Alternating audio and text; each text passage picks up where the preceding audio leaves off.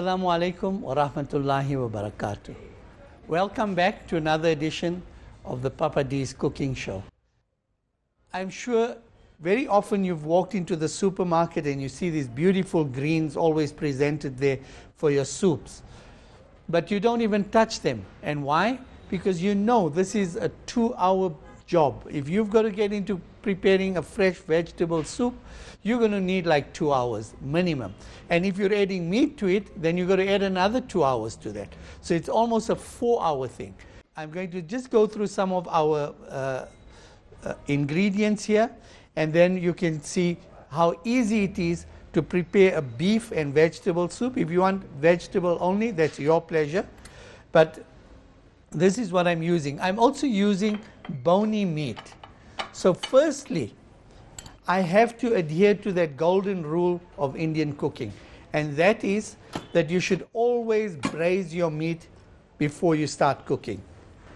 I've got my lid open now. Now, I'm using the stove as a conventional stove as well as a pressure cooker. So it doesn't mean that because it's a pressure cooker, I just have to throw everything in and boil it. But I'll show you how, by multitasking, I'm just putting a little bit of oil in here. And also, the ingredients are very minimal on this dish. All right? So while I've already put I'm just going to turn my machine on without really placing it on time. So now my pot is beginning to warm up. And I'm going to just place my meat in. I'm using bony meat. Also remember, if you really want that rich stock, you can add soup bones. You've heard that before, where you go to your butcher and they have soup bones available. So you could do that. So what I'll do now is I'm just going to roughly chop everything up. So you don't need to really try and be a professional chef and cut everything finely. I'm just using it very roughly chopped.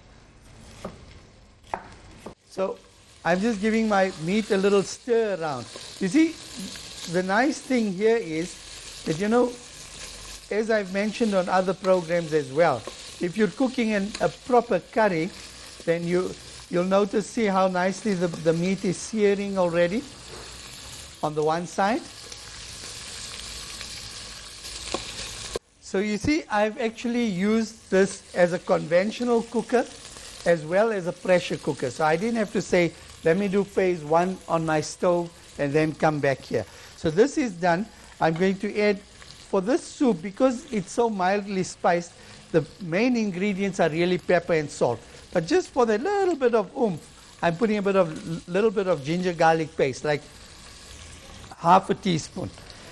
And then I'm adding the salt, about a teaspoon of it, because you can always add that later. You can add more salt later.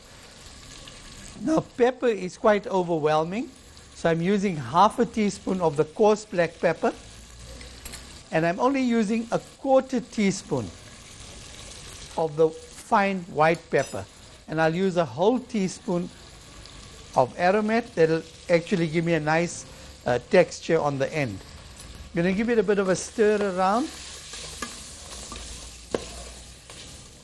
And the minute the spices hit here, you already get the aromas coming through.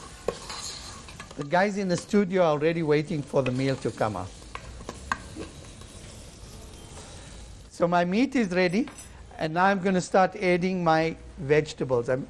It doesn't matter which order you put them in, but I prefer putting the onions first. There's another little tip. You'd wonder, why have I got 2 white containers here? Now, it's very important that when you're working, don't keep the 2 close by, because you could get confused quite easily. It happened to me once when we were doing a Chinese dish, and we used something else in place of the Chinese salt. This here is actually bicarbonate of soda, and this I'm going to use in my veggies. Once the water is in, I'm going to add this in. It will retain the colors of the vegetables. So very little, it's not for taste or anything, but it'll actually enhance and retain the colors of the veggies. My carrots are ready. I can let that go in. Roughly chopping up my celery. Use them with the stems because that's where the flavor is. Because at the end of it, I think the most dominant flavor in the soup comes from your celery and a little bit from your turnip. So the turnip as well, just going to cut off the crown a bit. A little bit of parsley is always nice in a soup as well. So I'm just going to give that a rough chop. But ultimately, the idea is when I finish with this, to get that smooth texture, I'm going to be using my Phillips blender to give it a smooth consistency, and then there will be the last ingredient that I'll add in, and that I'll show you when we get there. I'm adding in a bit of dhania as well. This is always nice, very aromatic. Use it with the stems. Now remember, a lot of the juices will be coming out of the vegetables as well. So what I'm doing here now is I'm just going to add the water to this, and then I can close my little machine. And what I've done is I've just immersed all my veggies in the water. So my water level is just above all my ingredients. And I'm going to close this up because I'm using beef, and I want the beef to be fully done, and I want my veggies also to be done completely. I'm going to put this in for 40 minutes. Remember, if you're not using beef, the cooking time will be less. There we have it. My machine's closed. Always remember it's in seal position here. And then I'm going to put my timer onto 35 minutes. Because I've already been cooking for around 5 minutes. So I've put the timer on for 35 minutes. And that's it. Now I can go out and have a coffee and do whatever else I want. And this little boy will carry on looking after my cooking for me. And when it's done, I don't have to stress and get here on time to depressurize it. It'll automatically depressurize, and more so, it'll remain on the stay warm position, which means whenever I come, my broth will be ready and warm. Well, there we are. Our 40 minutes are up. And I just want to take your attention to this valve. This thing has been cooking for 40 minutes. That's just about how much steam's coming out of here now.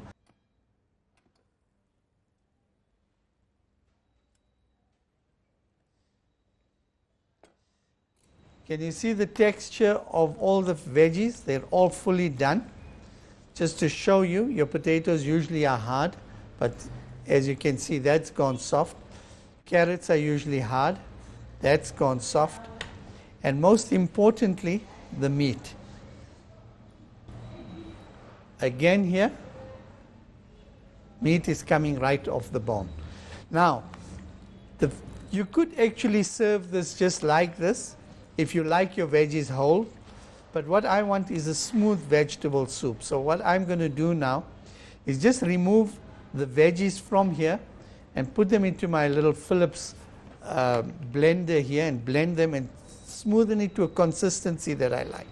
And then of course, once that's done, I'll pour it back into here, and that's when I'll add in my thick vegetable soup, which is a packet soup, and this will then blend everything together. You'll notice everything is still very apart.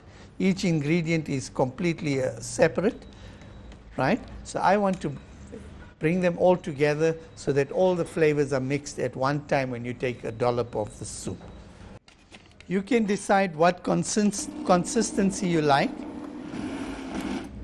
If you don't want it too fine, that's okay. I'm not going to make it too fine. I still want some texture in the soup. As you can see, it's already coming together now. So what I'll do now is remove the soup from here and add it back into the pot. And that's when I'll add the thickener in. Back into the pot.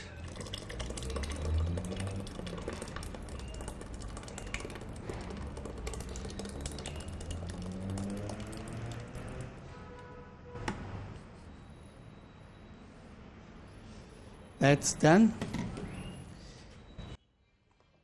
Already you can see all the ingredients are already coming together. The texture is much nicer now.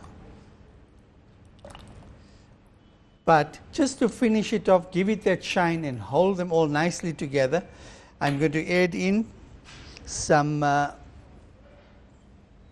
thick vegetable soup. That's actually the packet soup.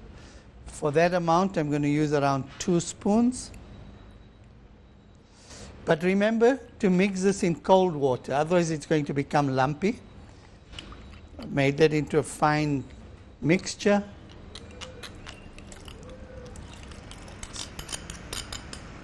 Added it in there. Give it a nice stir. Now, for the ingredients of the packet soup to activate, they actually need heat. I'm just going to close this cooker again for about 5 minutes. Just going to put it on there for 5 minutes. Close the pressure valve, and I can set that aside, and now I can start preparing for my presentation. So here we are. My soup's ready. My 5 minutes are up, and I'm just waiting for it to depressurize. In the meantime, I'm going to call Chef Proud along to help us garnish our plate and present our beef and vegetable soup. Proud, if you can come through. So here we have it, our beef and vegetable soup. I've served it with toasted bread and butter and lemon if you like. And I'm sure you'll enjoy this one on that cold wintry night. So from us at Papa D's in Fordsburg, Assalamu alaikum wa rahmatullahi wa barakatuh.